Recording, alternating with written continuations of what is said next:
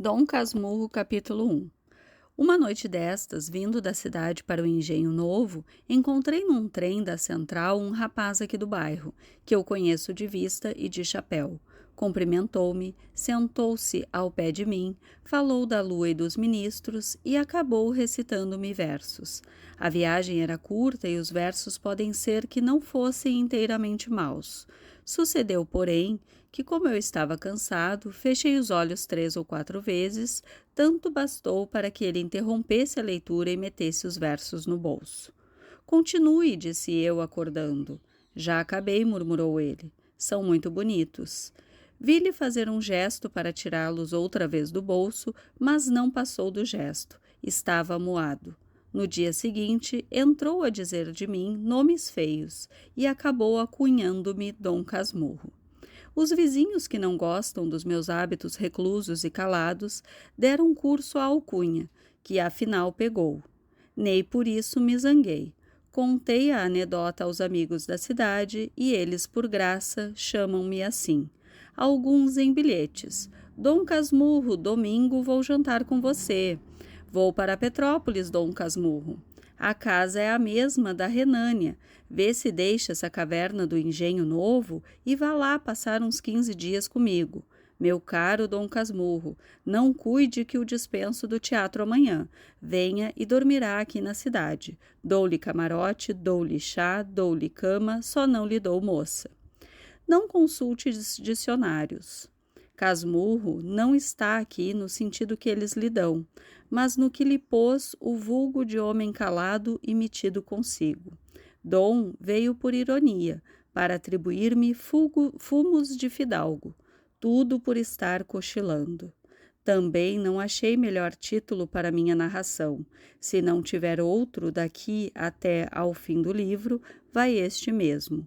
O meu poeta do trem ficará sabendo que não lhe guardo rancor, e com pequeno esforço, sendo o título seu, poderá cuidar que a obra é sua. Há livros que apenas terão isso dos seus autores, alguns nem tanto. Dom Casmurro, capítulo 2, do livro. Agora que expliquei o título, passo a escrever o livro. Antes disso, porém, digamos os motivos que me põem a pena na mão. Vivo só, com um criado. A casa em que moro é própria, fila construir de propósito, levado de um desejo tão particular que me vexa imprimi-lo. Mas vá lá. Um dia, há bastantes anos, lembrou-me reproduzir no Engenho Novo a casa em que me criei na antiga rua de Mata-Cavalos, dando-lhe o mesmo aspecto e economia daquela outra, que desapareceu. Construtor e pintor entenderam bem as indicações que lhe fiz. É o mesmo prédio assombrado, 3 janelas de frente, varanda ao fundo, as mesmas alcovas e salas. Na principal destas, a pintura do teto e das paredes é mais ou menos igual, umas grinaldas de flores miúdas e grandes pássaros que as tomam nos bicos, de espaço a espaço. Nos 4 cantos do teto, as figuras das estações, e ao centro das paredes, os medalhões de César, Augusto, Nero e Massinissa, com os nomes por baixo. Não alcanço a razão de tais personagens. Quando fomos para a casa de Mata-Cavalos, já ela estava assim decorada. Vinha do decênio anterior. Naturalmente, era gosto do tempo meter sabor clássico e figuras antigas em pinturas americanas. O mais é também análogo e parecido. Tenho chacarina, flores, legumes, uma casuarina, um poço e lavadouro. Uso louça velha e mobília velha. Enfim, agora como outrora, há aqui o mesmo contraste da vida interior, que é pacata, com a exterior, que é ruidosa.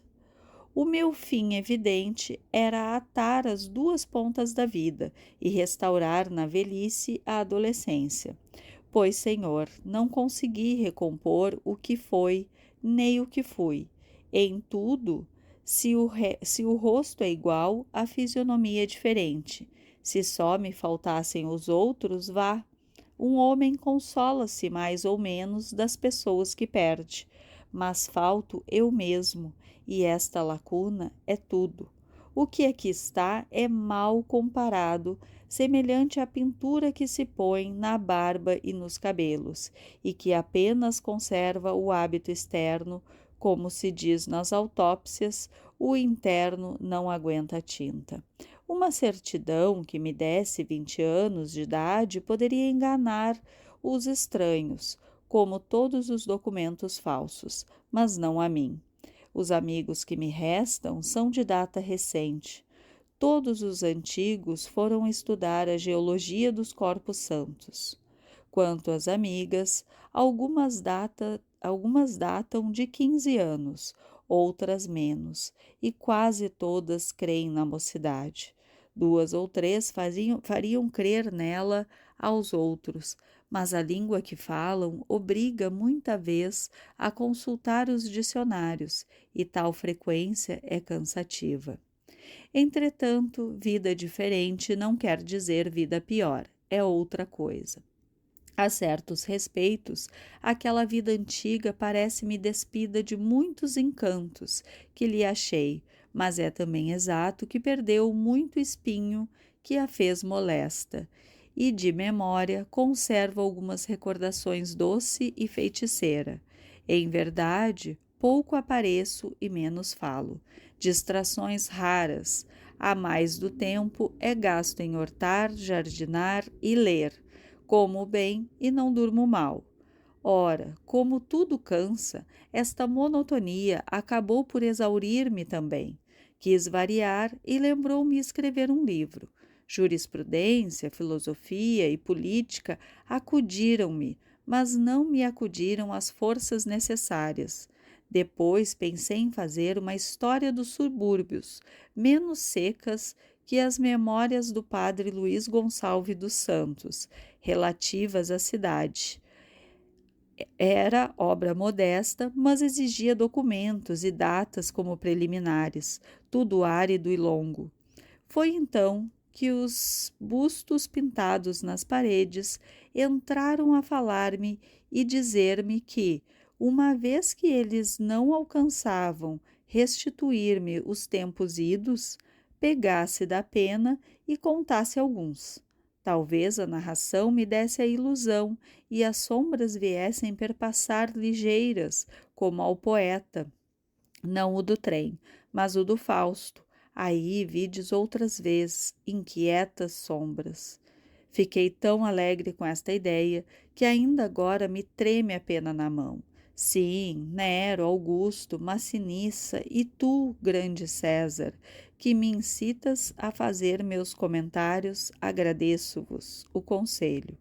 E vou editar ao papel as reminiscências que me vierem vindo. Deste modo, viverei o que vivi e assentarei a mão para alguma obra de maior tomo. Eia, comecemos a evocação por uma célebre tarde de novembro que nunca me esqueceu. Tive outras muitas, melhores e piores, mas aquela nunca se me apagou do espírito. É o que vais entender. Dom Casmurro, lendo. capítulo 3. A denúncia. Ia entrar na sala de visitas quando ouvi proferir o meu nome e escondi-me atrás da porta. A casa era a da Rua de Mata-Cavalos, o mês novembro. O ano é que é um tanto remoto, mas não hei de trocar as datas da minha vida só para agradar as pessoas que não amam histórias velhas. O ano era de 1857. Dona Glória, a senhora persiste na ideia de meter o nosso Bentinho no seminário? É mais que tempo, e já agora pode haver uma dificuldade. Que dificuldade? Uma grande dificuldade. Minha mãe quis saber o que era. José Dias, depois de alguns instantes de concentração, veio ver se havia alguém no corredor. Não deu por mim, voltou e, abafando a voz, disse que a dificuldade estava na casa ao pé, agente do Pádua. Agente do Pádua? Há algum tempo estou para lhe dizer isto, mas não me atrevi. Não me parece bonito que o nosso Bentinho ande metido nos cantos com a filha do Tartaruga. E esta é a dificuldade, porque se eles pegam de namoro, A senhora terá muito que lutar para separá-los. Não acho. Metido nos cantos? É um modo de falar, em segredinhos, sempre juntos. Bentinho quase não sai de lá. A pequena é uma desmiolada. O pai faz que não vê. Tomara ele que as coisas corressem de maneira que... Compreendo o seu gesto. A senhora não crê em tais cálculos. Parece-lhe que todos têm a alma cândida.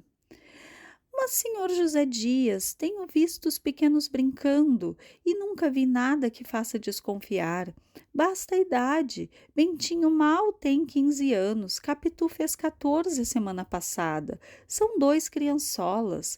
Não se esqueça que foram criados juntos, desde aquela grande enchente, há 10 anos, em que a família Pádua perdeu tanta coisa.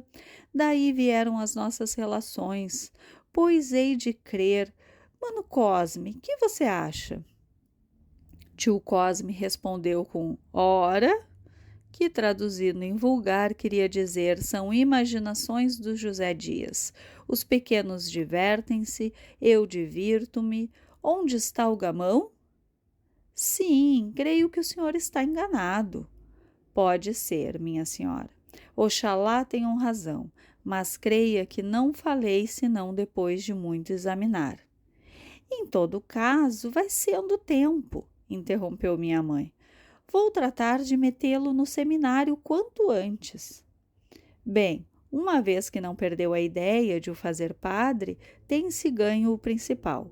Bentinho há de satisfazer os desejos de sua mãe e depois a Igreja brasileira tem altos destinos. Não esqueçamos que o bispo presidiu a Constituinte e que o padre Feijó governou o império. Governou como a cara dele, atalhou tio Cosme, cedendo a antigos rancores políticos. Perdão, doutor, não estou defendendo ninguém, estou citando. O que eu quero é dizer que o clero ainda tem grande papel no Brasil.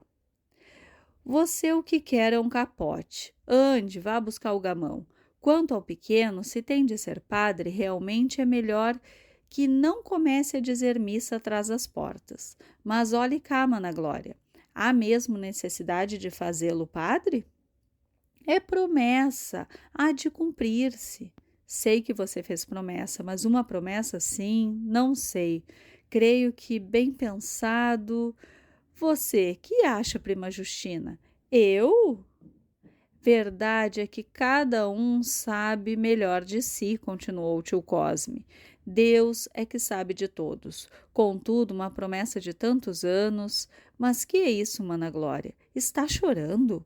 Ora esta, pois isto é coisa de lágrimas? Minha mãe assoou-se sem responder. Prima Justina, creio que se levantou e foi ter com ela. Seguiu-se um alto silêncio, durante o qual estive a pique de entrar na sala, mas outra força maior, outra emoção, não pude ouvir as palavras do tio Cosme. Tio Cosme entrou a dizer. Prima Justina exortava. Prima Glória, José Dias desculpava-se. Se soubesse, não teria falado, mas falei pela veneração, pela estima, pelo afeto, para cumprir um dever amargo, um dever Dom amaríssimo. Casmurro, capítulo 4. Um dever amaríssimo. José Dias amava os superlativos. Era um modo de dar feição monumental às ideias. Não as havendo, servia a prolongar as frases. Levantou-se para ir buscar o gamão, que estava no interior da casa. Cosi-me muito à parede e vi-o passar com as suas calças brancas engomadas, presilhas rodaque e gravata de mola. Foi um dos últimos que usaram presilhas no Rio de Janeiro e talvez neste mundo. Trazia as calças curtas para que lhe ficassem bem esticadas, a gravata de cetim preto com um arco de aço por dentro imobilizava-lhe o pescoço. Era então moda. O rodaque de chita, veste caseira e leve, parecia nele uma casaca de cerimônia. Era magro, chupado, com um princípio de calva, Teria os seus 55 anos. Levantou-se com o passo vagaroso do costume, não aquele vagar arrastado dos preguiçosos, mas um vagar calculado e deduzido, um silogismo completo. A premissa antes da consequência, a consequência antes da conclusão, um dever amaríssimo. Dom Casmurro, capítulo 5, o agregado. Nem sempre ia naquele passo vagaroso e rígido, também se descompunha em acionados. Era muita vez rápido e lépito nos movimentos, tão natural nesta como naquela maneira. Outro assim, ria largo se era preciso, de um grande riso sem vontade, mas comunicativo, a tal ponto as bochechas, os dentes, os olhos, toda a cara, toda a pessoa, todo o mundo pareciam rir nele, nos lances graves, gravíssimos. Era nosso agregado desde muitos anos. Meu pai ainda estava na antiga fazenda de Itaguaí e eu acabava de nascer. Um dia apareceu ali vendendo-se por médico homeopata. Levava um manual e uma botica.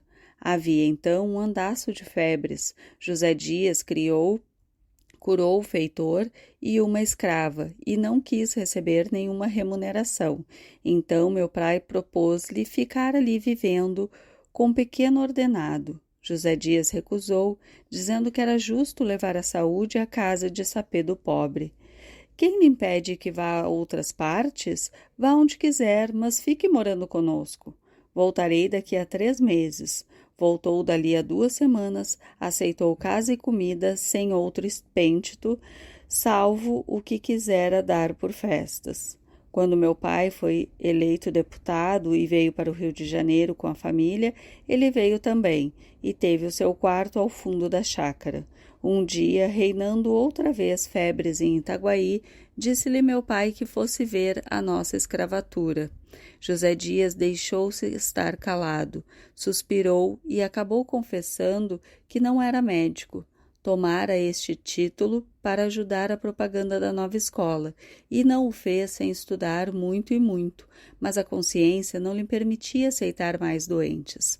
Mas você curou das outras vezes? Creio que sim, mas o mais acertado, porém, é dizer que foram os remédios indicados nos livros. Eles sim, eles abaixo de Deus. Eu era um charlatão. Não negue os motivos do meu procedimento, podiam ser e eram dignos à homeopatia, e é verdade, e para servir à verdade, menti, mas é tempo de restabelecer tudo.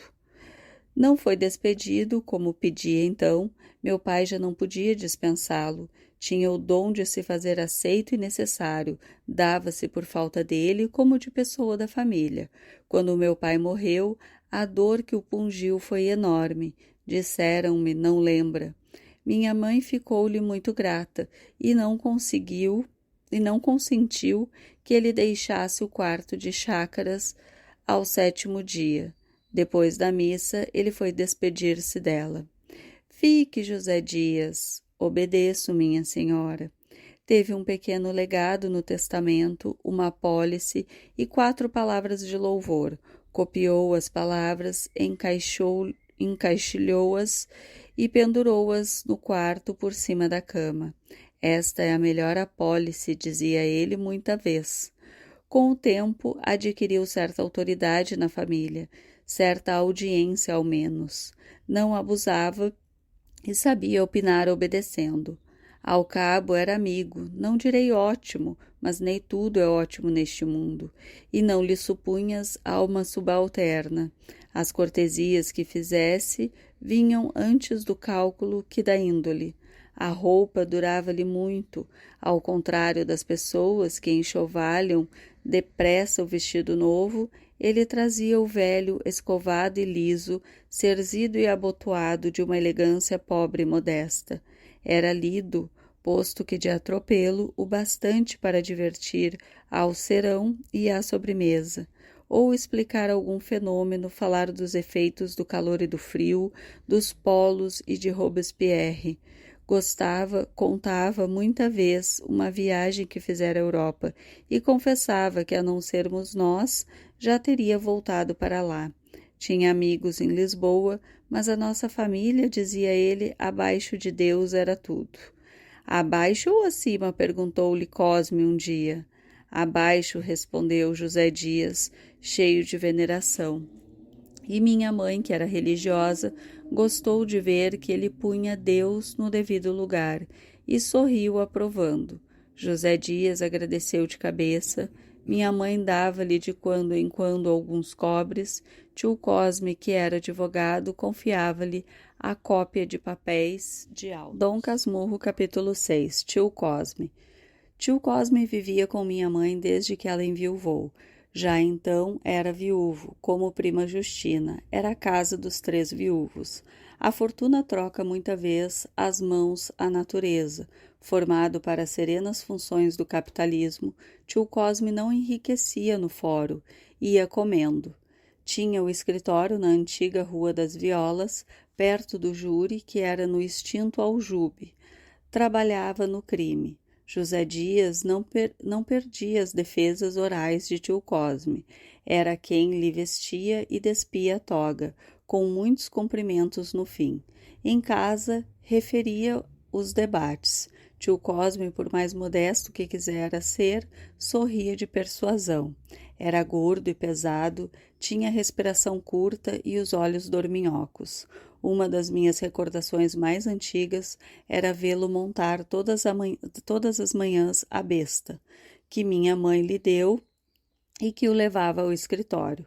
O preto, que o tinha ido buscar à cocheira, segurava o freio enquanto ele erguia o pé e pousava no estribo. A isto seguia-se 1 minuto de descanso ou reflexão. Depois dava um impulso. O primeiro, o corpo ameaçava subir, mas não subia. Segundo impulso, igual efeito. Enfim, após alguns instantes largos, tio Cosme enfeixava todas as forças físicas e morais, dava o último surto da terra e desta vez caía em cima do selim. Raramente a besta deixava de mostrar por um gesto que acabava de receber o mundo. Tio Cosme acomodava as carnes e a besta partia a trote. Também não me esqueceu o que ele me fez uma tarde, posto que nascido na roça, donde vim, com 2 anos, e apesar dos costumes do tempo, eu não sabia montar e tinha medo ao cavalo. Tio Cosme pegou em mim e escanchou-me em cima da besta. Quando me vi ao alto, tinha 9 anos, sozinho e desamparado. O chão lá embaixo, entrei a gritar desesperadamente. Mamãe, mamãe! Ela acudiu pálida e trêmula, cuidou que me estivesse matando, pegou-me, afagou-me, enquanto o irmão perguntava. Mana Glória, pois um tamanhão destes tem medo de besta mansa? Não está acostumado. Deve acostumar-se. Padre que seja, se for vigário na roça, é preciso que monte a cavalo. E aqui mesmo, ainda não sendo padre, se quiser florear como os outros rapazes e não souber, há de queixar-se de você, Mana Glória. Pois que se queixe, tenho medo. Medo, ora medo. A verdade é que eu só vim a aprender equitação mais tarde, menos por gosto que por vergonha de dizer que não sabia montar. Agora é que ele vai namorar deveras, disseram quando eu comecei as lições. Não se diria o mesmo de tio Cosme. Nele era velho costume e necessidade. Já não dava para namoros. Contavam que em rapaz foi feito de muitas damas. Ele de partidário exaltado, mas os anos levaram-lhe o mais do ardor político e sexual, e a gordura acabou com o resto de ideias políticas e específicas. Agora só cumpria as obrigações do ofício e sem amor. Nas horas de lazer vivia olhando ou jogando, uma ou outra vez, dizia Dom Casmurro, Pilheres. capítulo 7. Dona Glória. Minha mãe era boa criatura. Quando lhe morreu o marido, Pedro de Albuquerque Santiago, contava 31 anos de idade e podia voltar para Itaguaí. Não quis, preferiu ficar perto da igreja em que meu pai fora sepultado. Vendeu a fazendola e os escravos, comprou alguns que pôs ao ganho ou alugou. uma dúzia de prédios, certo número de apólices e deixou-se estar na casa de Mata-Cavalos, onde vivera os 2 últimos anos de casada. Era filha de uma senhora mineira, descendente de outra paulista, a família Fernandes. Ora, pois, naquele ano da graça de 1857, Dona Maria da Glória Fernandes Santiago contava 42 anos de idade.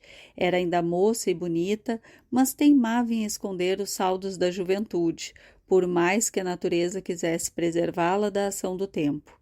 Vivia metida em um eterno vestido escuro, sem adornos, com um xale preto dobrado em triângulos e abrochado ao peito por um camafeu. Os cabelos em brandós eram apanhados sobre a nuca por um velho pente de tartaruga. Alguma vez trazia a touca branca de folhas. Lidava assim com os seus sapatos de cordovão, rasos e surdos, a um lado e outro, vendo e guiado os serviços todos os dias da casa inteira, desde a manhã até a noite. Tenho ali, na parede, o retrato dela, ao lado do marido, tais quais na outra casa. A pintura escureceu muito, mas ainda dá ideia de ambos. Não me lembra nada dele, a não ser vagamente que era alto e usava cabeleira grande. O retrato mostra uns olhos redondos que me acompanham para todos os lados, efeito da pintura que me assombrava em pequeno.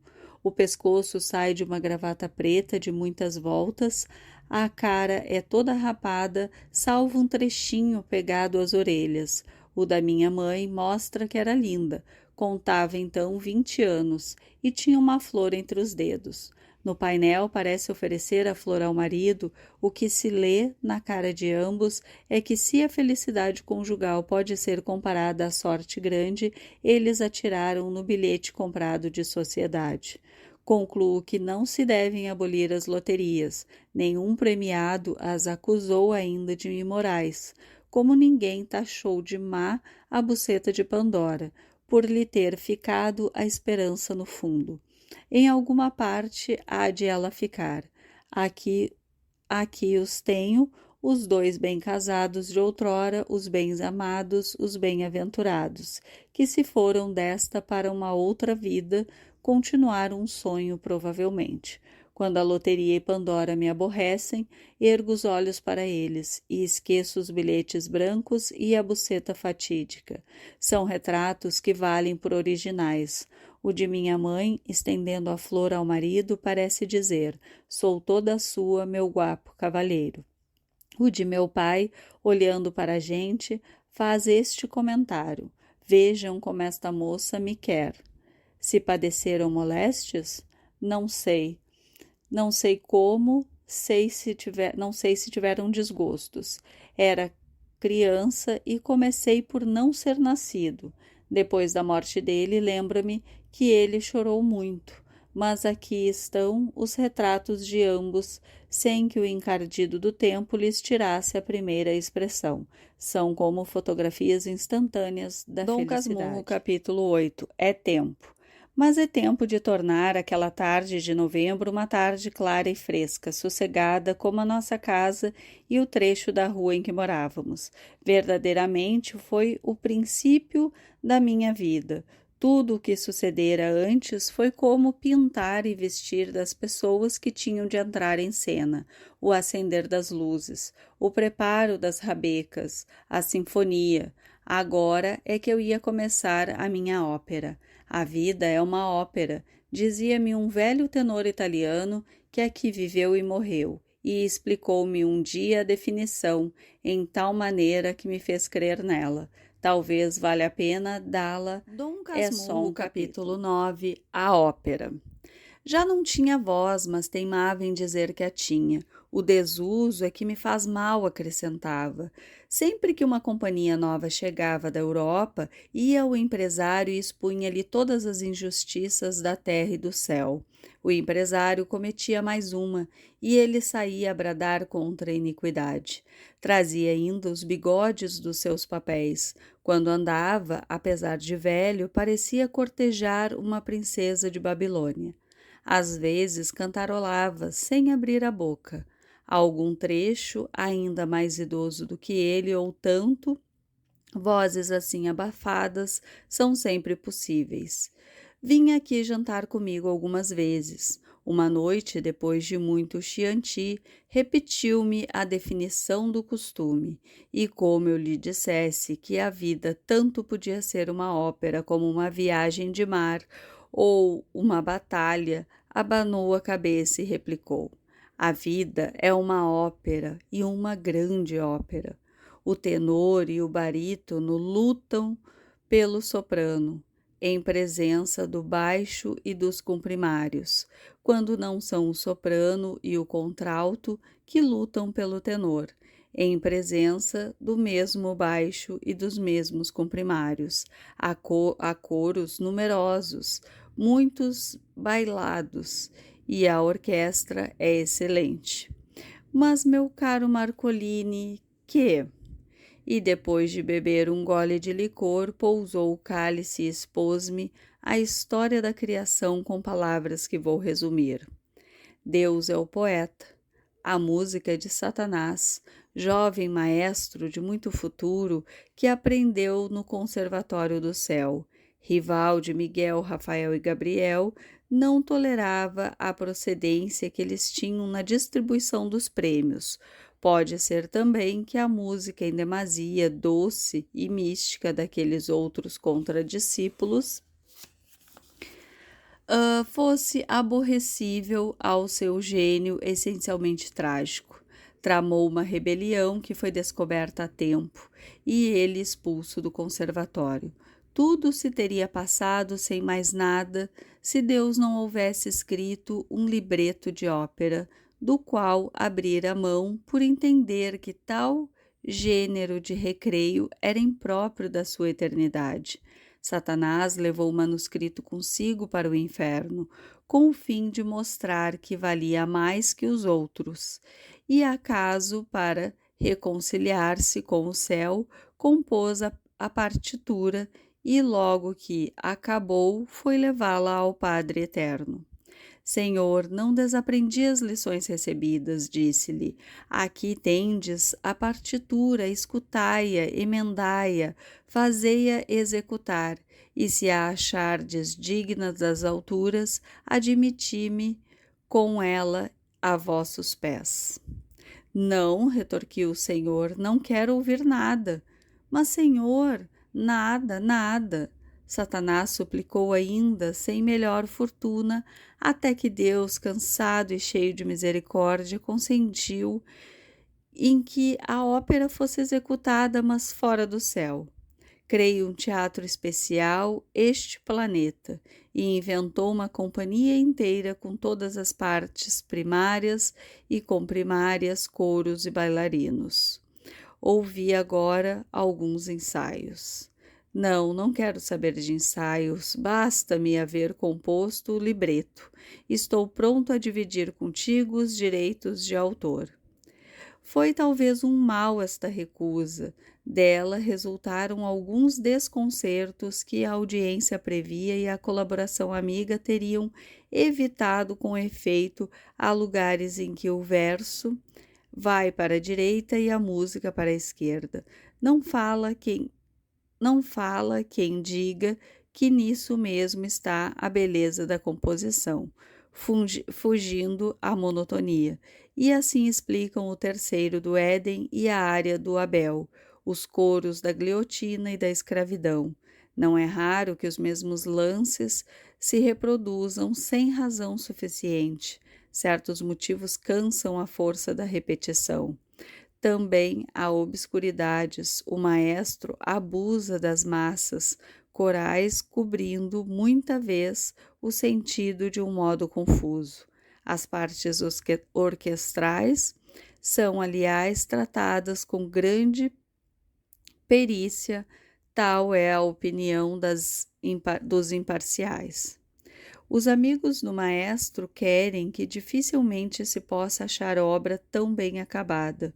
Um ou outro admite certa rudeza e tais as quais lacunas, mas com o andar da ópera é provável que estas sejam preenchidas ou explicadas e aquelas desapareçam inteiramente, não se negando o maestro a emendar a obra onde achar que não responde de todo ao pensamento sublime do poeta.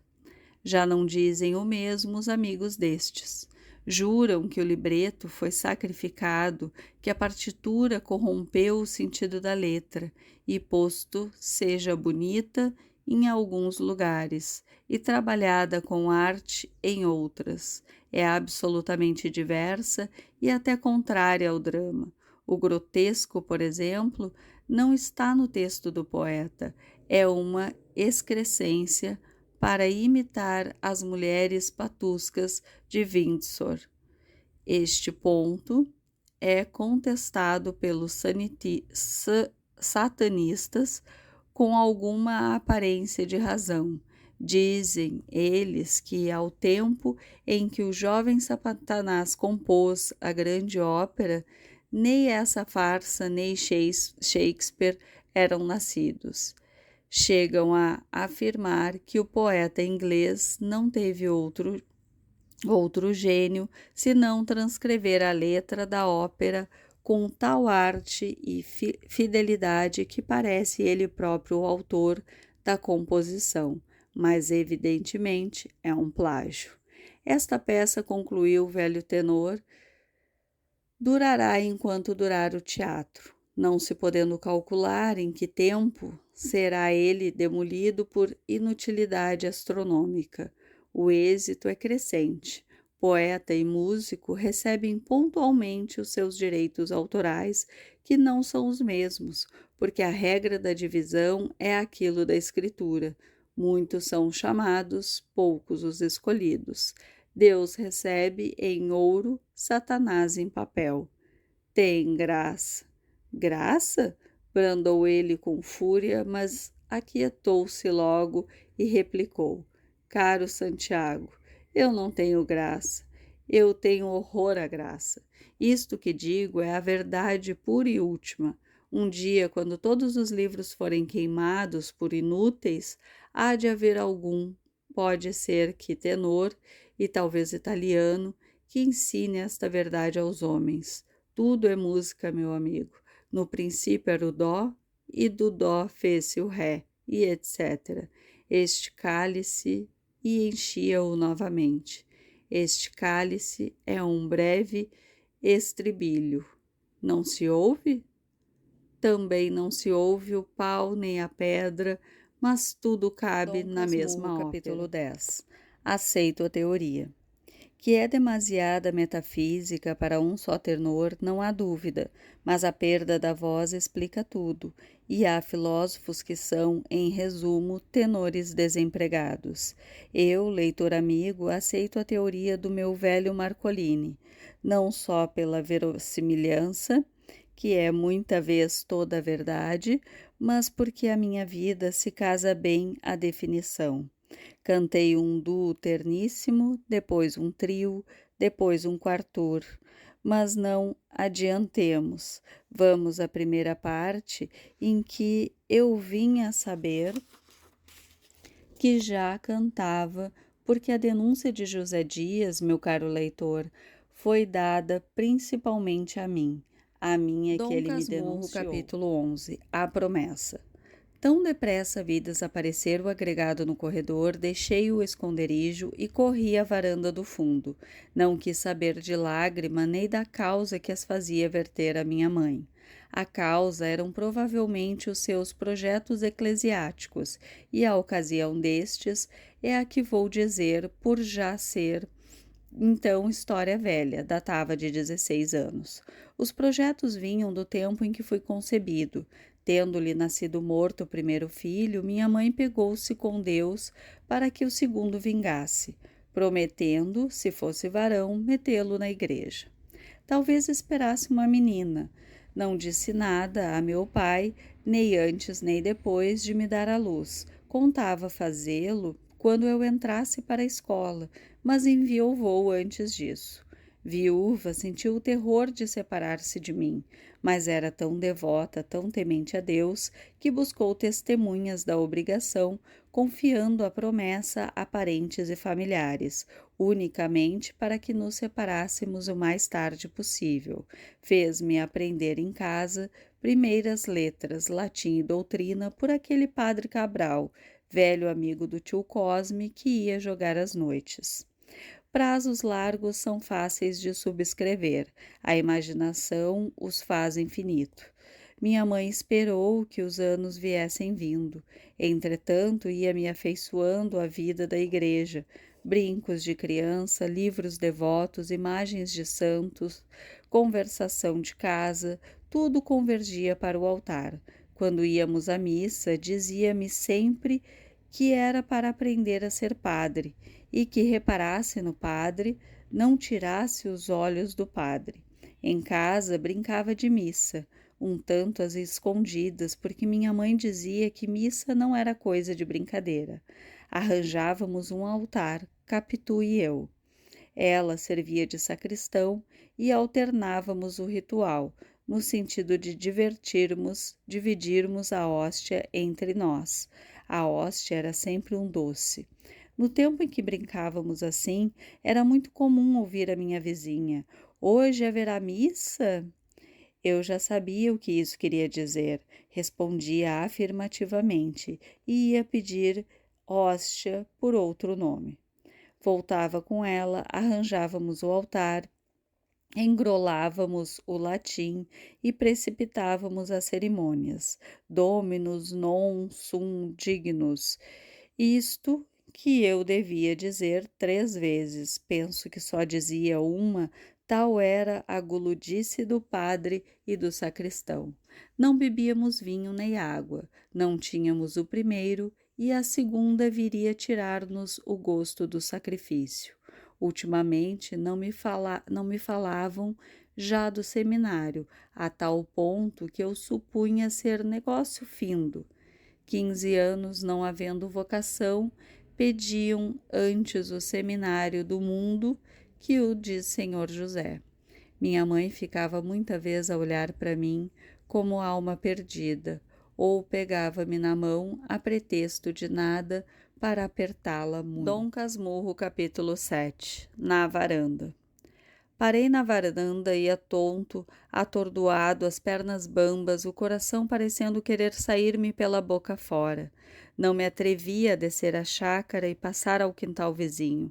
Comecei a andar de um lado para outro, estacando para amparar-me, e andava outra vez e estacava.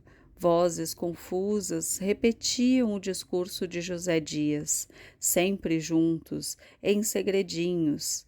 Se eles pegam de namoro, tijolos que pisei e repisei naquela tarde, colunas amareladas que me passasse à direita ou à esquerda, segundo eu ia ou vinha.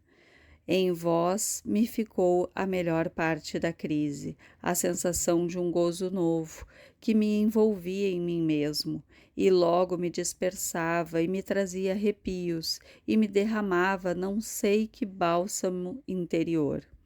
Às vezes dava por mim, sorrindo um ar de riso de satisfação que desmentia a abominação do meu pecado, e às vezes repetiam-se confusas, em segredinhos, sempre juntos, se eles pegam de namoro.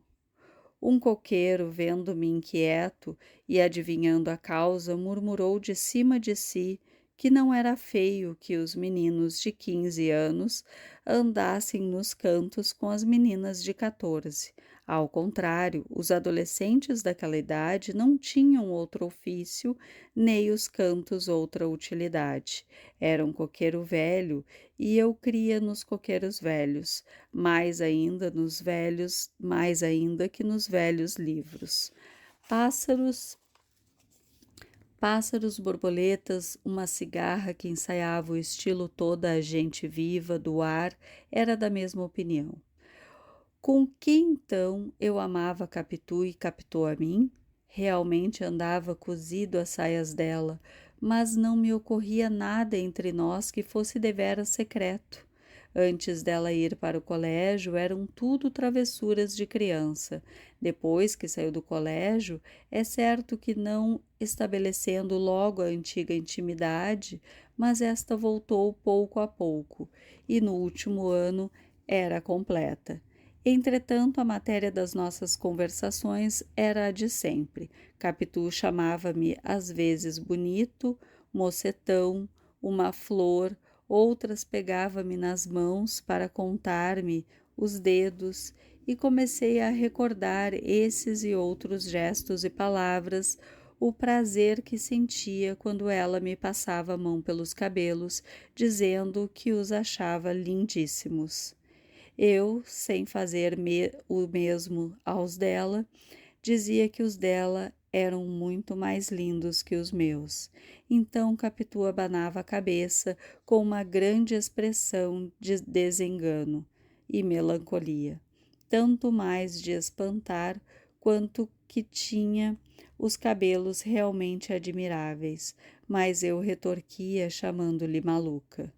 Quando me perguntava se sonhava com ela na véspera, eu dizia que não, ouvia-lhe contar que sonhava comigo, e eram aventuras extraordinárias, que subíamos ao corcovado pelo ar, que dançávamos na lua, ou então que os anjos vinham perguntar-nos pelos nomes, a fim de os dar a outros anjos que acabavam de nascer. Em todos esses sonhos andávamos unidinhos. Os que eu tinha com ela não eram assim, apenas reproduziam a nossa familiaridade e muita vez não passava da simples repetição do dia, alguma frase, algum gesto. Também eu os contava. Capitu um dia notou a diferença, dizendo que os dela eram mais bonitos que os meus. Eu, depois de certa hesitação, disse-lhe que eram como as pessoas que sonhavam. Fez-se cor de pitanga. Pois, francamente, só agora entendia a comoção que me davam essas e outras confidências. A emoção era doce e nova, mas a causa dela fugia-me sem que eu a buscasse nem suspeitasse. O silêncio dos últimos dias que me não descobriram nada, agora o sentia como sinais de alguma coisa. E assim as meias palavras, as perguntas curiosas, as respostas vagas, os cuidados, o gosto de recordar a infância.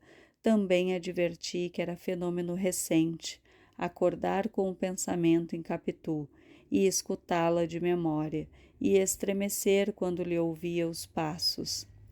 Se falava nela, em minha casa, prestava mais atenção que dantes, e segundo era louvor ou crítica, assim me trazia gosto ou desgosto, mais intensos que outrora, quando éramos somente companheiros de travessura.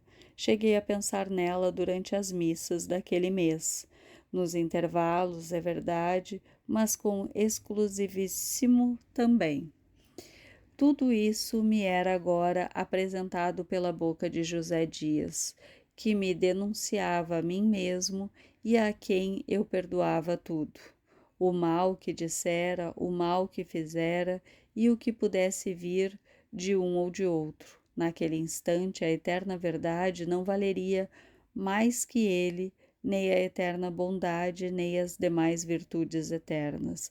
Eu amava Capitu, Capitu amava-me, e as minhas pernas andavam, desandavam, estacavam, trêmulas e crentes de abarcar o mundo. Esse primeiro palpitar da seiva, essa revelação da consciência a si própria, nunca mais me esqueceu, nem achei que lhe fosse comparável qualquer outra sensação da mesma espécie.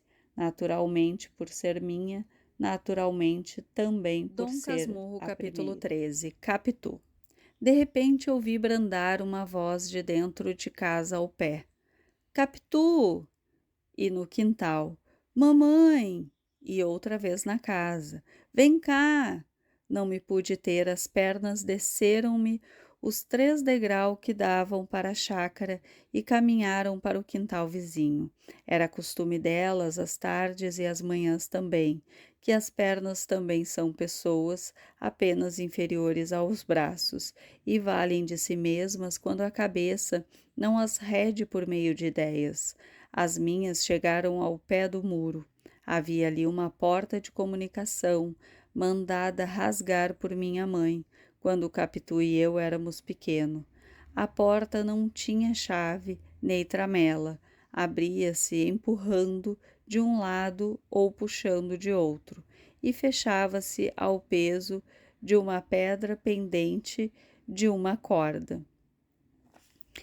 Era quase que exclusivamente nossa. Em crianças fazíamos visita, batendo de um lado e sendo recebidos do outro com muitas mesuras. Quando as bonecas de Capitu adoeciam, o médico era eu. Entrava no quintal dela com um pau debaixo do braço para imitar o bengalão do Dr. João da Costa. Tomava o pulso à doente e pedia-lhe que mostrasse a língua. É surda, coitada! Exclamava Capitu. Então eu caçoava o queixo como o doutor e acabava mandando aplicar-lhe umas sanguessugas ou dar-lhe um vomitório. Era a terapêutica habitual do médico. Capitu, mamãe, deixa de estar empurrando o muro, vem cá. A voz da mãe era agora mais perto, como se viesse já da porta dos fundos. Quis passar ao quintal, mas as pernas, há pouco tão andarilhas, pareciam agora presas ao chão. Afinal fiz um esforço, empurrei a porta e entrei. Capitu estava ao pé do muro fronteiro, voltada para ele, riscando com um prego. O rumor da porta fê-la olhar para trás. Ao dar comigo, encostou-se ao muro, como se quisesse esconder alguma coisa. Caminhei para ela naturalmente, levava o gesto mudado, porque ela veio a mim e perguntou-me inquieta: Que é que você tem? Eu? Nada. Nada? Nada? Você tem alguma coisa? Quis insistir que nada, mas não achei língua. Todo eu era olhos e coração, um coração que desta vez ia sair com certeza pela boca fora.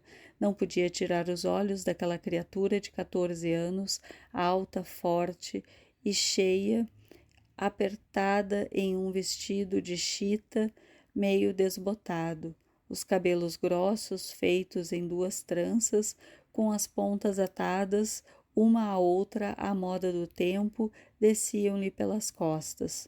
Morena, olhos claros e grandes, nariz reto e comprido, tinha a boca fina e o queixo largo.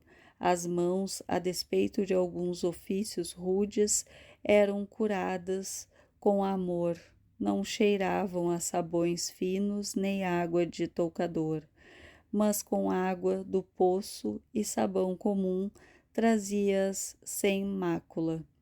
Calçava sapatos de duraque, rasos e velhos, a quem ela mesma dera alguns pontos.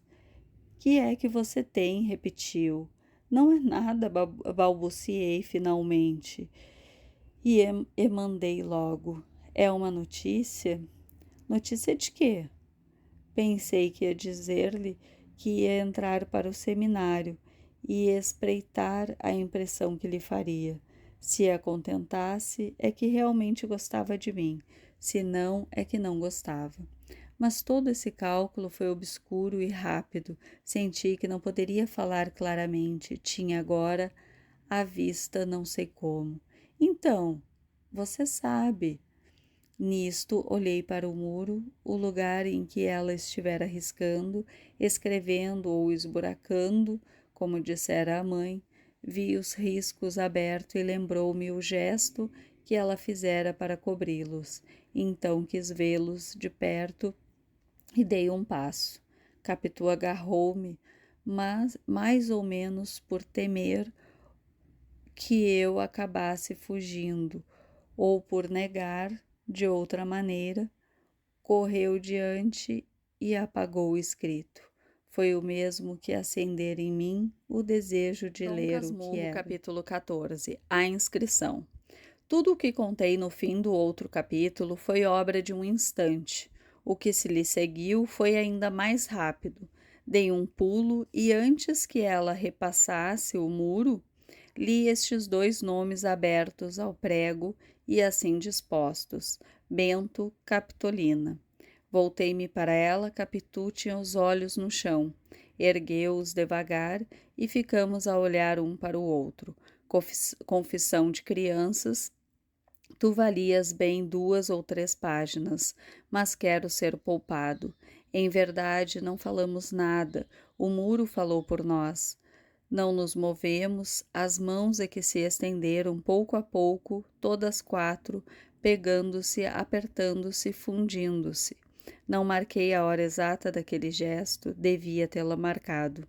Sinto a falta de uma nota escrita naquela mesma noite e que eu podia aqui, com os erros de ortografia que trouxesse, mas não traria nenhum, tal era a diferença entre o estudante e o adolescente.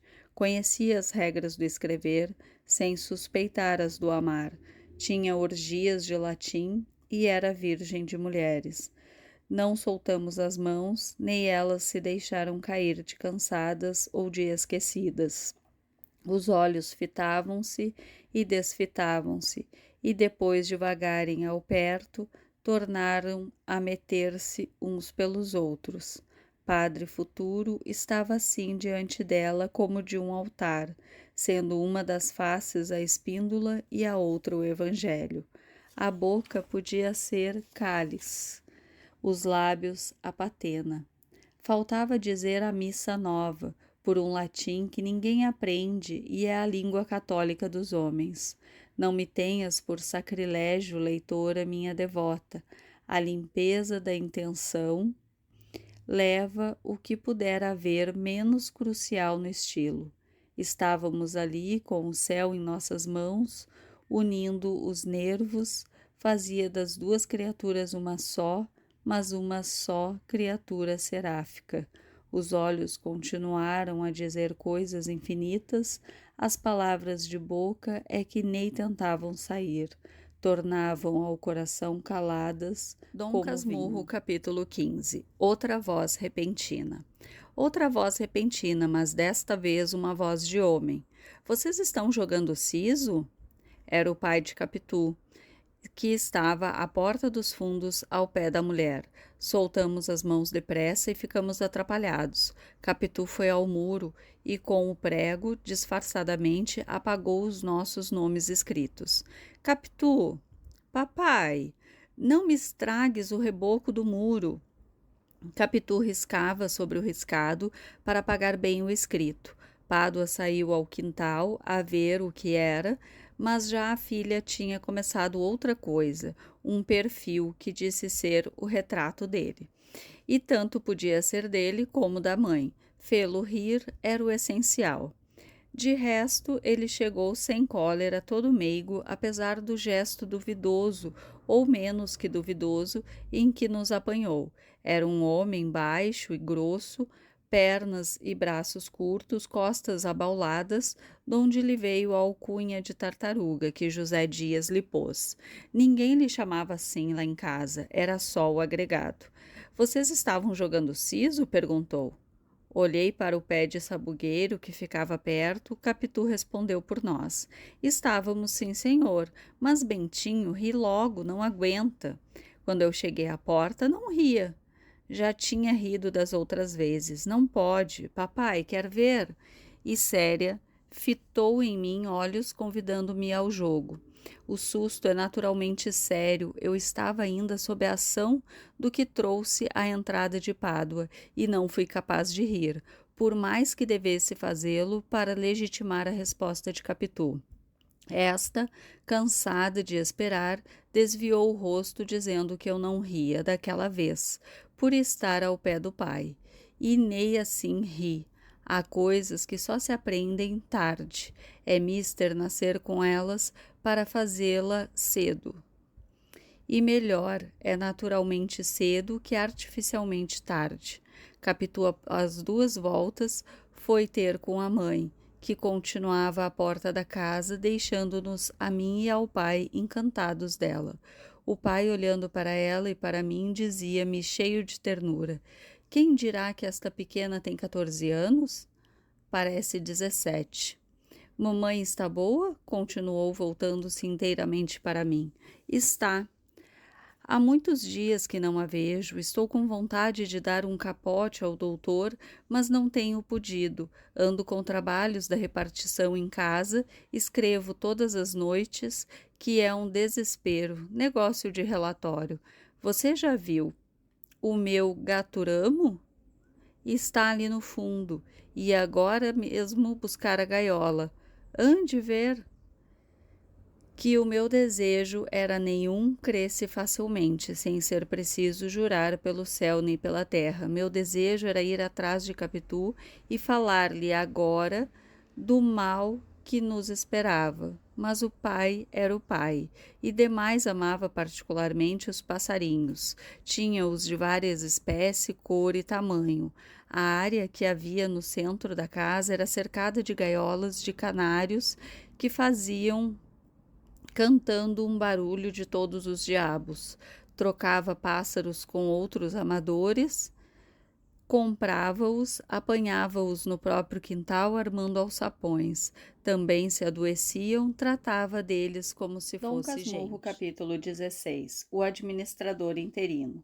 Pádua era empregado em repartição dependente do Ministério da Guerra. Não ganhava muito, mas a mulher gastava pouco, e a vida era barata. Demais, a casa em que morava, assobradada como a nossa, posto que menor, era propriedade dele. Comprou-a com a sorte grande que lhe saiu num meio bilhete de loteria, 10 contos de réis. A primeira ideia do Pádua, quando lhe saiu o prêmio, foi comprar um cavalo do cabo, um adereço de brilhantes para a mulher, uma sepultura perpétua da família, mandar vir da Europa alguns pássaros e etc. Mas a mulher, esta dona Fortunata, que ali está à porta dos fundos da casa, em pé, falando à filha, alta, forte, cheia como a tia, a mesma cabeça, os mesmos olhos claros, a mulher é que lhe disse que o melhor era comprar a casa e guardar o que sobrasse para acudir às moléstias grandes. Pádua hesitou muito, afinal teve de ceder aos conselhos da minha mãe, a quem Dona Fortunata pediu auxílio. Nem foi só nessa ocasião que minha mãe lhe valeu. Um dia chegou a salvar a vida ao Pádua. Escutai a anedota, é curta. O administrador da repartição em que Pádua trabalhava teve de ir ao norte, em comissão. Pádua, ou por ordem regulamentar ou por especial designação, ficou substituindo o administrador com os respectivos honorários. Esta mudança de fortuna trouxe-lhe certa vertigem, era antes dos 10 contos. Não se contentou de reformar a roupa e a copa, atirou-se às despesas supérfluas, deu joias à mulher, nos dias de festa matava um leitão, era visto em teatros, chegou aos sapatos de verniz. Viveu assim 22 meses na suposição de uma eterna interinidade. Uma tarde entrou em nossa casa, aflito e desvairado, ia perder o lugar porque chegara o efetivo naquela manhã. Pediu à minha mãe que valesse pelas infelizes que deixava.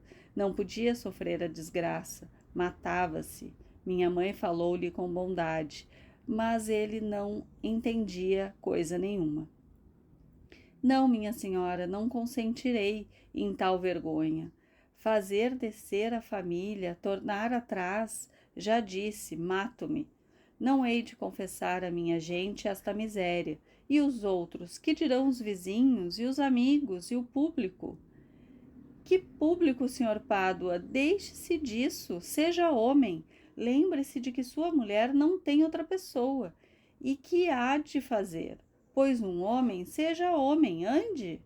Pádua enxugou os olhos e foi para casa, onde viveu prostrado alguns dias, mudo, fechado na alcova, ou então do quintal, ao pé do poço, como se a ideia da morte teimasse nele. Dona Fortunata ralhava. Joãozinho, você é criança? Mas tanto lhe ouviu falar em morte que teve medo, e um dia correu a pedir à minha mãe que lhe fizesse o favor de ver se lhe salvava o marido que se queria matar. Minha mãe foi achá-lo à beira do poço e intimidou-lhe que vivesse. Que maluquice era aquela de perder que ia ficar desgraçado por causa de uma gratificação menos e perder um emprego interino?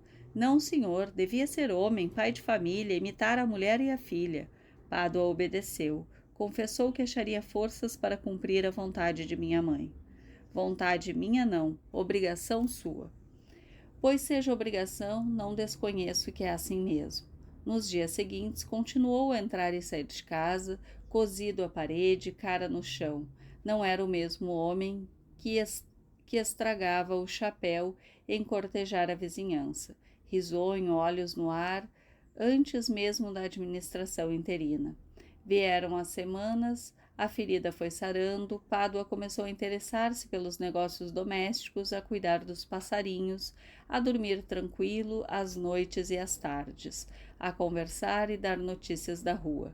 A serenidade regressou. Atrás dela veio a alegria, um domingo na figura de dois amigos que iam jogar o solo atentos. Já ele ria, já brincava, tinha o ar do costume, a ferida sarou de todo. Com o tempo veio um fenômeno interessante. Pádua começou a falar da administração interina, não somente sem as saudades dos honorários, nem o vexame da perda, mas até com desvanecimento e orgulho. A administração ficou sendo a égida donde ele contava para diante e para trás. No tempo em que eu era administrador, ou então, sim, lembra-me, foi antes da minha administração, ou 2 meses antes. Ora, espere, a minha administração começou. É isto, mês e meio antes, foi mês e meio antes, não foi mais, ou ainda, justamente havia 6 meses que eu administrava. Tal é o sabor póstumo das glórias interinas. José Dias bradava que era a vaidade sobrevivente, mas o padre Cabral, que levava tudo para a escritura, dizia que o vizinho Pádua se dava a lição de Elifaz a Jó. Não desprezes a correção do Senhor. Capítulo 17. Os vermes. Ele fere e cura. Quando mais tarde vim a saber que a lança de Aquiles também curou uma ferida que fez, tive tais ou quais veleidades de escrever uma dissertação a este propósito. Cheguei a pegar em livros velhos, livros mortos, livros enterrados, a abri-los, a compará-los, catando o texto e o sentido, para achar a origem comum do oráculo pagão e do pensamento israelita. Catei os próprios vermes dos livros para que me dissessem o que havia nos textos roídos por eles.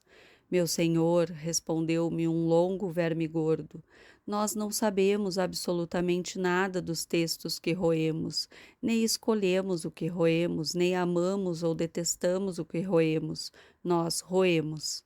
Não lhe arranquei mais nada, os outros todos, como se houvéssemos passado palavra, repetiam a mesma cantilena.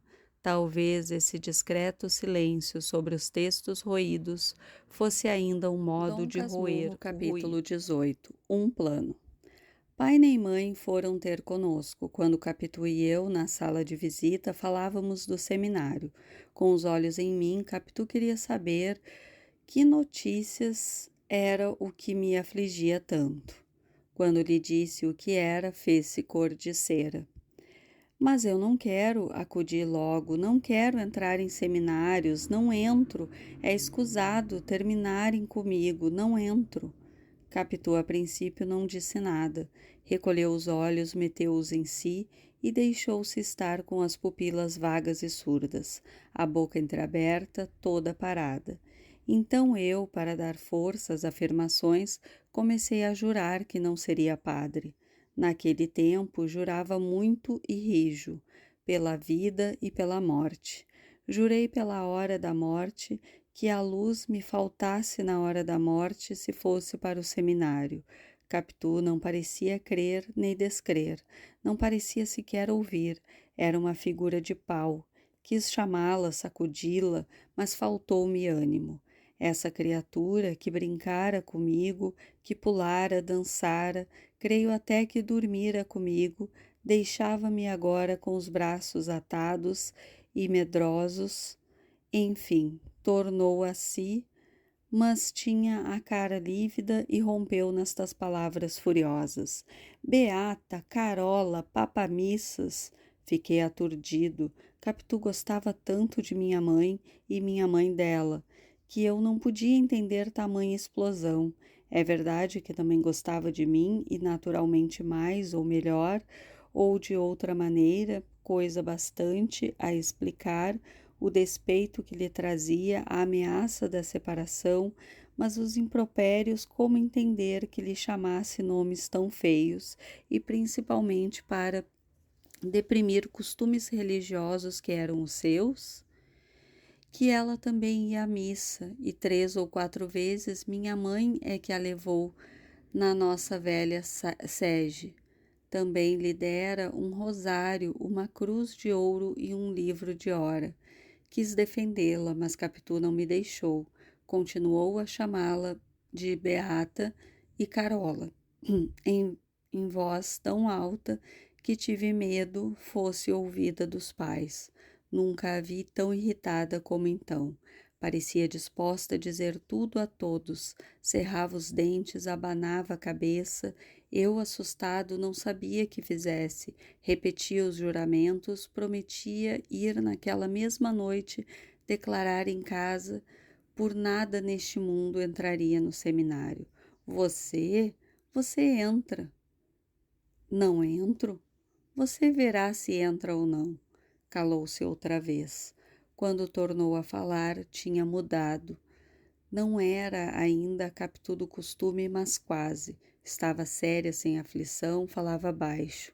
Quis saber a conversação da minha casa, e contei-lhe toda, menos a parte que lhe dizia respeito. E que interesse tem José Dias em lembrar isto? Perguntou-me no fim. Acho que nenhum. Fiz só para fazer mal. É um sujeito muito ruim, mas deixe estar, que me há de pagar. Quando eu for dono da casa, quem vai para a rua é ele. Você verá, não me fica um instante. Mamãe é boa demais, dá-lhe atenção demais, parece até que chorou. José Dias? Não, mamãe. Chorou por quê? Não sei, ouvi dizer que ela não chorasse, que não era coisa de choro. Ele chegou a mostrar-se arrependido e saiu. Eu então, para não ser apanhado, deixei o canto e corri para a varanda, mas deixe estar que ele me paga. Disse isso fechando o punho e proferi outras ameaças. Ao relembrá-las, não me acho ridículo. A adolescência e a infância não são, neste ponto, ridículas. É um dos seus privilégios.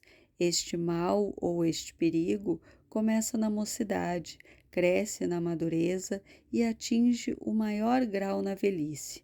Aos 15 anos, há até certa graça em ameaçar muito e não executar nada.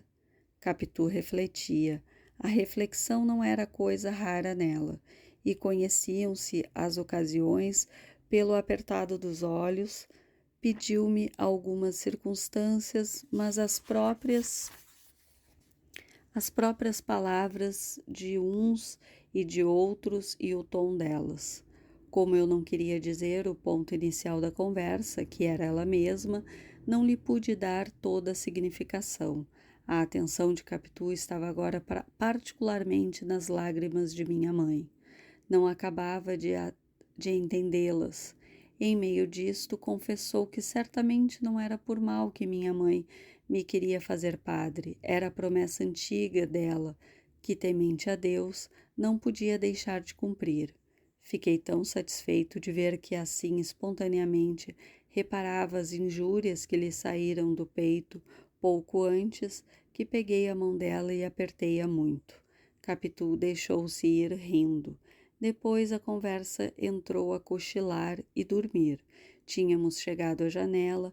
Um preto que desde algum tempo vinha apregoando cocadas parou em frente e perguntou: Sinhazinha, quer cocada hoje? Não, respondeu Capitu. Cocadinha tá boa. Vá-se embora, replicou ela sem rispidez. De cá, disse eu, descendo o braço para receber duas. Comprei-as, mas tive de comer sozinho. Capitu recusou. Vi que, em meio da crise, eu conservara um canto para as cocadas, o que tanto pôde ser perfeição como imperfeição. Mas o momento não é para definições tais. Fiquemos em que a minha amiga, apesar de equilibrada e lúcida, não quis saber de doce e gostava muito de doce. Ao contrário, o pregão que o preto foi cantando, o pregão das velhas tardes, tão sabido do bairro e da nossa infância. Chora, menina, chora, chora porque não tem vintém. O modo que lhe deixara uma impressão aborrecida, de toada, não era. Ela a sabia de cor e de longe usava repeti-la nos nossos jogos da puerícia, rindo, saltando, trocando os papéis comigo, ora vendendo, ora comprando um doce ausente. Creio que a letra destinada a picar a vaidade das crianças foi que a enjoou, agora porque logo depois me disse: se eu fosse rica, você fugia, metia-se no paquete e ia para a Europa. Dito isso, espreitou-me os olhos, mas creio que eles não lhe disseram nada. Só agradeceram a boa intenção com feito. O sentimento era tão amigo que eu podia escusar o extraordinário da aventura. Como vês, Capitu aos 14 anos tinha já ideias atrevidas muito menos que outras que lhe vieram depois, mas eram só atrevidas em si. Na prática faziam-se hábeis, sinuosas, surdas e alcançavam o fim proposto. Não de salto, mas aos saltinhos. Não sei se me explico bem. Suponde uma concepção grande executada por meios pequenos, assim para não sair do desejo vago e hipnótico de me mandar para a Europa, Capitu, se pudesse cumpri-lo, não me faria embarcar no paquete e fugir, estenderia uma fila de canoas daqui até lá, para onde eu, parecendo ir à fortaleza do Laje, em ponte movediça, iria realmente até Bordeus. Deixaria minha mãe na praia à espera. Tal era a feição particular do caráter da minha amiga, pelo que não admira que, combatendo os meus projetos de resistência franca, fosse antes pelos meios brandos, pela ação de empenho da palavra, da persuasão lenta e diuturna, e examinasse antes as pessoas com quem podíamos contar. Rejeitou o tio Cosme, era uma boa vida. Se não aprovava a minha ordenação, não era capaz de dar um passo para suspendê-la. Prima Justina era melhor que ele, e melhor que os dois seria o padre Cabral, pela autoridade, mas o padre não havia de trabalhar contra a igreja, só se eu lhe confessasse que não tinha vocação. Posso confessar? Pois sim, mas seria aparecer francamente, e o melhor é outra coisa, José Dias. Que tem José Dias? Pode ser um bom empenho. Mas se foi ele mesmo que falou, não importa, continuou Capitu, dirá agora outra coisa. Ele gosta muito de você, não lhe fale acanhado. Tudo é que você não tenha medo. Mostre que há de vir a ser dono da casa. Mostre que quer e que pode. Dê-lhe bem a entender que não é favor. Faça-lhe também elogios. Ele gosta muito de ser elogiado. Dona Glória presta-lhe atenção, mas o principal não é isso. É que ele, tendo de servir a você, falará com muito mais calor que outra pessoa. Não acho não, Capitu. Então vá para o seminário. Isso não. Mas que você se perde em experimentar. Experimentamos. Faça o que lhe digo, Dona Glória pode ser que mude de resolução. Se não mudar, faça outra coisa. Mete-se então o padre Cabral. Você não se lembra como é que foi ao teatro pela primeira vez há 2 meses? Dona Glória não queria, e bastava isso para que José Dias não teimasse, mas ele queria ir, e fez um discurso, lembra-se? Lembra-me disso que o teatro era uma escola de costumes. Justo, tanto falou que sua mãe acabou consentindo e pagou a entrada aos 2. Ande, peça, mande, olhe, diga-lhe que está pronto a ir estudar leis em São Paulo. Estremeci de prazer. São Paulo era um frágil biombo destinado a ser arredado um dia. Em vez da grossa parede espiritual e eterna, prometi falar a José Dias nos termos propostos. Capitu repetiu, acentuando alguns como os principais, e inquiria-me depois sobre eles, a ver se entendera bem, se não trocara uns pelos outros, e insistia em que pedisse com boa cara, mas assim como quem pede um copo de água à pessoa que tem obrigação de o trazer. Conto com essas minúcias para que o melhor se entenda aquela manhã da minha amiga. Logo virá a tarde, e da manhã e da tarde se fará o primeiro dia, como no Gênesis, onde se fizeram Dom sucessivamente Casmurro, capítulo 7. 19, sem falta. Quando voltei para casa era noite. Vim depressa, não tanto, porém que não pensasse nos termos em que falaria o agregado. Formulei o pedido de cabeça, escolhendo as palavras que diria e o tom delas, entre seco e benévolo. Na chácara, antes de entrar em casa, repeti-as comigo, depois em voz alta para ver se eram adequadas e se obedeciam às recomendações de Capitu. Preciso falar-lhe sem falta amanhã. Escolha o lugar e diga-me. Proferias lentamente e mais lentamente ainda as palavras sem falta, como para sublinhá-las. Repeti-as ainda e então achei-as seca demais, quase ríspidas e francamente impróprias de uma criançola para um homem maduro. Cuidei de escolher outras e parei. Afinal, disse comigo que as palavras podiam servir tudo para dizê-las, em tom que não ofendesse. E a prova é que, repetindo-as novamente, saíram-me quase súplices. Bastava não carregar tanto nem adoçar muito, um meio termo. E Capitu tem razão, pensei. A casa é minha, ele é um simples agregado. Jeitoso é. Pode muito bem trabalhar por mim e desfazer o plano de mamãe. Capítulo 20. 1000 Padre Nossos e 1000 Ave Marias. Levantei os olhos ao céu, que começava a embruscar-se, mas não foi para vê-lo coberto ou descoberto. Era ao outro céu que eu erguia a minha alma. Era ao meu refúgio, ao meu amigo. E então disse de mim para mim: prometo rezar 1000 Padre Nossos e 1000 Ave Marias, se José Dias arranjar que eu não vá para o seminário. A soma era enorme. A razão é que eu andava carregado de promessas não cumpridas. A última foi de 200 Padre Nossos e 200 Ave Marias. Se não chovesse em certa tarde de passeio a Santa Teresa.